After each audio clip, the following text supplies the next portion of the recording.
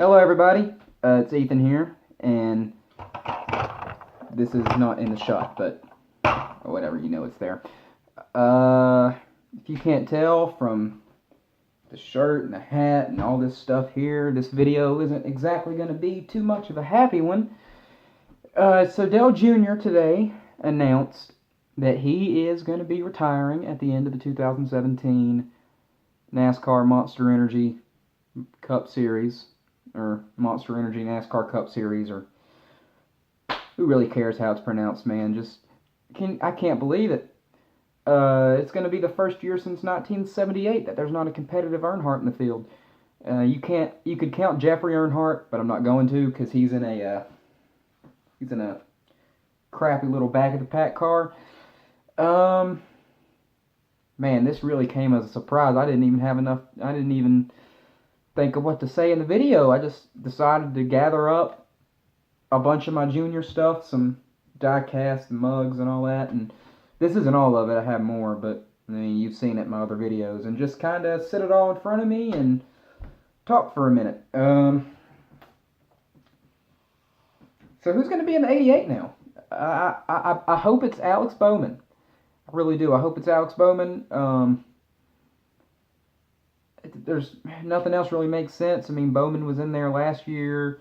You know, some people have said Chase Elliott, but that doesn't really make sense because the 24 is doing just fine. Some people say Casey Kane goes to the 88 and Bowman goes to the 5 because the 5 gets the crap equipment and they want to have Casey Kane be relevant for a few more years. That's a certain somebody I know would probably say that, but I'm not going to mention names.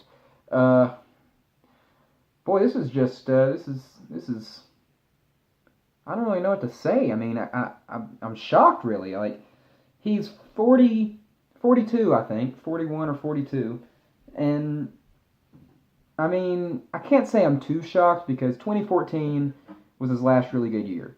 2015 was okay. 2016 he had the injury, and so far this year he's not done much of nothing at all. So it makes sense that if it's going to happen, that it'll happen now or soon. But I mean, I thought maybe 2019 or 2020. I wasn't thinking at the end of this year. So that's a real shocker. In the press conference, he said that he wants to do it so he can go out on his own terms. And I think that's good. I don't want him to end up like Dale Sr. and have some terrible accident that kills him. But I really think that NASCAR safety has progressed enough now that that's not going to happen. But, I mean, I see where Dale Jr. is coming from. Dale Sr. wasn't able to go out on his own terms. He got taken away from the car and from life by an accident, and he doesn't want the same thing to happen to him. He didn't say that in the press conference, but he implied it because he said, I think his exact words were, "I want to go out on my own terms," and he just got married to Amy in the off season, so he probably doesn't want to stick her with that burden if he was to have a really terrible injury because he said that she already sacrificed a lot to help him with the first injury, so he doesn't want to probably do that to her again. I thought he'd make the announcement at the beginning of the year, like at Daytona, but no, he waited. He waited. I guess I can talk a minute about what Dale Jr. has meant to me. It's kind of a sappy way to go, but I mean, my whole freaking childhood. I mean, I was 3 years old when Dale Earnhardt Sr. died, so it's not like I really got to be into him a lot, but my dad was. So, from the time I was, I'd probably say 4 or 5, 2002, 3 is when I really started getting into NASCAR and actually watching everything. I used to watch everything when I was little because it was on in the house and mom and dad loved it, but I didn't remember anything.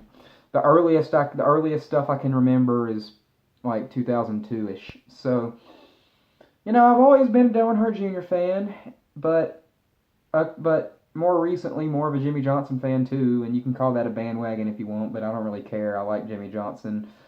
I like Hendrick. So, but back in the day, back when I was real little, it was all about Junior. I remember the very first race I ever went to was a Busch Series race in 2003 at Charlotte. It was or was it 2000? It was either 2003 or 2004 was my very first. I know my first Cup race was the 2005 October race at Charlotte. And then starting with the 2006 600, I've never missed a Charlotte race since then. But the 2005 October race was the first Cup race I went to. But I think it was the October Busch race in 2004. It was sponsored by it was sponsored by the SpongeBob movie.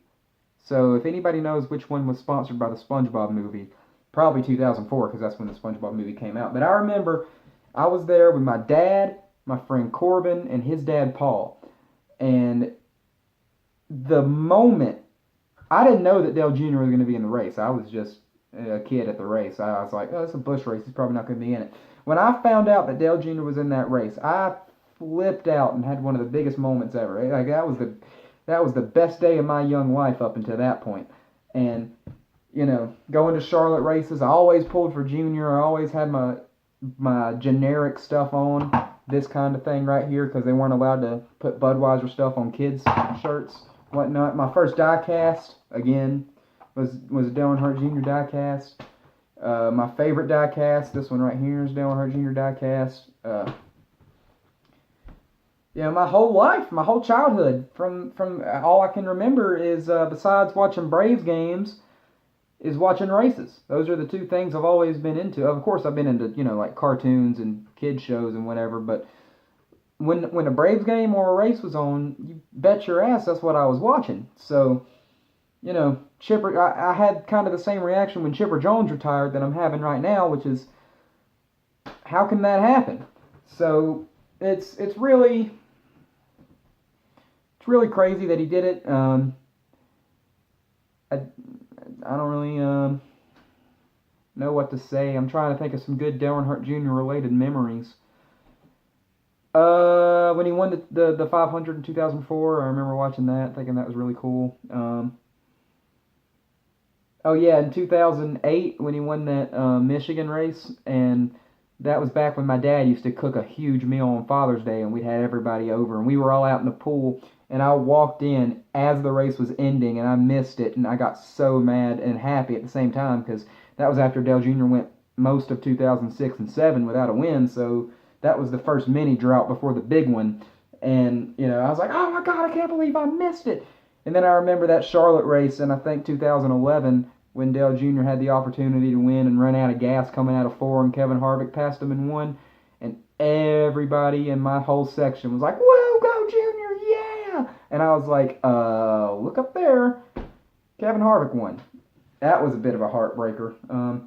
I think that October race in 2011 was the second to last race that I went to with my dad before he died. The last one was May 2012 was the 600, because then he wasn't at the No, he was at the October race in 2012. So the October race in 2012 is the last one I was at with my dad before he passed away that December.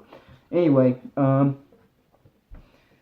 remember when he won the 2014 Daytona 500, and me and my mom were sitting in the living room going crazy and hugging and high-fiving and dancing around and having a big fun time, because that's after he went 2013 without a win. So we thought, oh boy, here comes another big drought.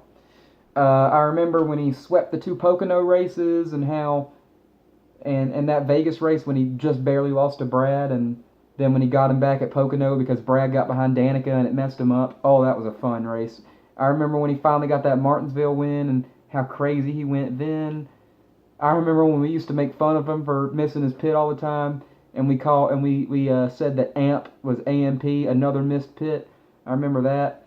I remember when I first tried an AMP and it got me hooked on energy drinks, and the only reason why I tried it was because Dale Jr. sponsored them.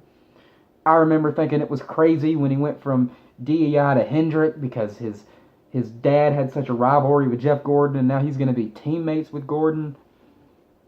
A lot of really good memories about Dale Earnhardt Jr., and it's going to be hard to watch a race next year without him.